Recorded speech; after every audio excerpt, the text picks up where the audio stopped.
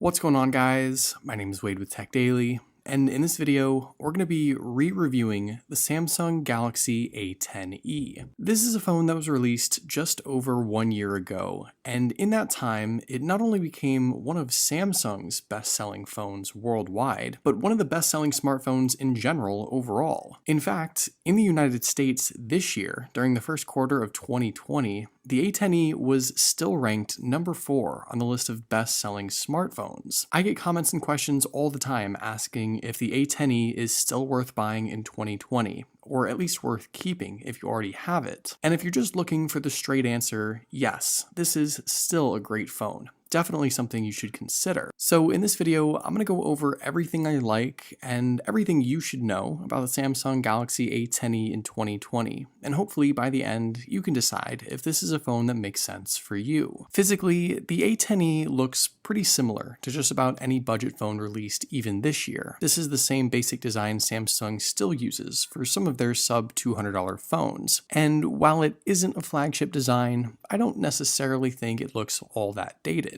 There's nothing really wrong with it at all. Across the top, you've got the wider Infinity V teardrop-shaped notch setup for the camera cutout, which is fine, and towards the bottom, this phone does have a bit larger bottom bezel. But again, these design cues were the standard last year, and are pretty much what you'd still see even today with phones that are released. The look is just pretty standard for budget phones. Around back, you can tell pretty easily that the A10e is an all-plastic phone, but what you'll notice is that while I've had my A10e for almost a full year now, the phone has held up pretty well. Beginning with these A-series phones last year, I think Samsung ended up doing a nice job bumping up the standard for quality on inexpensive plastic devices. With this, there's just nothing that really feels cheap here, and the fit and finish held up really well. It's nothing fancy, just a simple glossy hard plastic, but it works. And with a phone like this, it's more durable than glass anyway if you do end up dropping it. Sure, a more fun color would have been nice. The A10e is still only available in this bluish blackish shade, but that's not really a big deal. And size-wise, I think the 5.8-inch form factor is probably another one of the main reasons why this device was so widely popular. It's just the kind of phone that seems to fit everyone. With a decent screen-to-body ratio, slim form factor, and large but still manageable screen size, I think the A10e rests comfortably in most everyone's hand. Even last year, phones were pushing 6 inches and beyond, and especially in 2020, phones continue to get bigger and bigger. Actually, fun fact, for 2020, Samsung has not released a device smaller than 6 inches besides the A01, which isn't as good of a phone as the A10e in my opinion. So that makes this A10e even more attractive this year, I think. Big 6-inch phones just aren't a good option for everyone, but I feel like a size like this is a solid compromise. Taking a look around, on the left side, the A10e packs a SIM and SD card tray, which is great to have. And down below, there's a headphone jack, USB-C charging ports, and a decent single speaker setup. There's only one thing that's really missing from the A10e hardware-wise, and that's the fingerprint reader. But instead, you do get Face Unlock, which on this phone works pretty well. Now, on these budget devices, I do think a physical rear-mounted fingerprint sensor is almost always the better option. It just keeps things simple and easy to use, and it's the more secure setup. But considering everything else this phone has, I can look past that, I guess. And like I said, in a year of owning this device, I haven't had any issues with just utilizing Face Unlock anyway. Now, if I had to pick the other big reason why I think this device is so popular, it's probably the display itself. On paper, the actual screen specs aren't exactly over the top. You get a 1560 by 720 PLS TFT panel with a pixel density of around 295 pixels per inch. But when you actually look at the screen on this phone,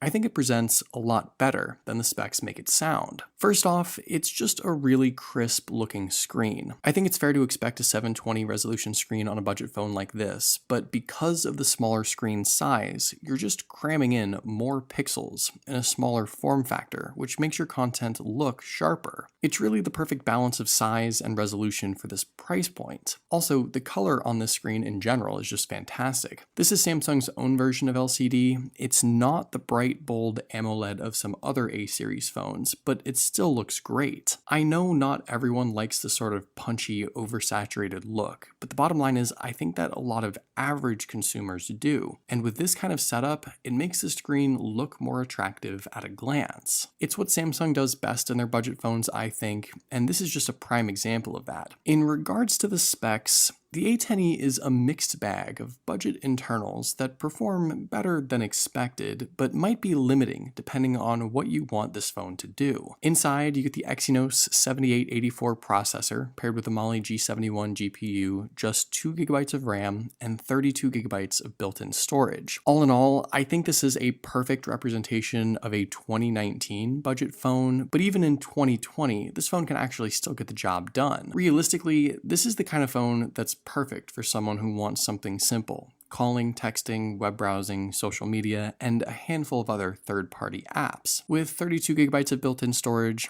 I think you almost definitely want to throw in an SD card just because. But in my time using this phone, I haven't found much else that this device hasn't been able to handle. The most limiting thing for me really is just the 2GB of RAM. I thought that was a little low even last year, but especially for 2020. And again, you can't necessarily expect a whole lot, but actually if you did want to push this phone a bit with tons of apps loaded or even venture into gaming, it is possible. There are a few games that don't run well on this phone, like Fortnite for example, but plenty of others that play fairly smooth. And paired with a 3000 mAh battery on the A10e, I think you have the potential to power through a day's use. The specs aren't crazy, the screen doesn't suck up a whole lot of juice either, and even though 3000 mAh isn't the biggest battery in the world, it's managed well by everything else going on inside. And paired with a 15-watt fast charger and the USB-C port, you can get this phone juiced up fairly quickly. Again, it really boils down to what you want to get out of this phone and what kind of realistic expectations you have. It was a budget phone last year, and it's even more of a budget phone this year, but it's not a bad phone, and in fact I'd argue that it performs better than expected. If there's but one reason not to buy this phone in 2020, it's probably the camera setup. Around back, the A10e got stuck with a single lens setup, an 8-megapixel main shooter that's just not all that great. And on the software side, there's a few decent options to take advantage of, like Pro Controls, Panorama, HDR shooting, and 1080p video, but you're missing pretty much everything else. Obviously no wide angle, no stabilization, no live focus.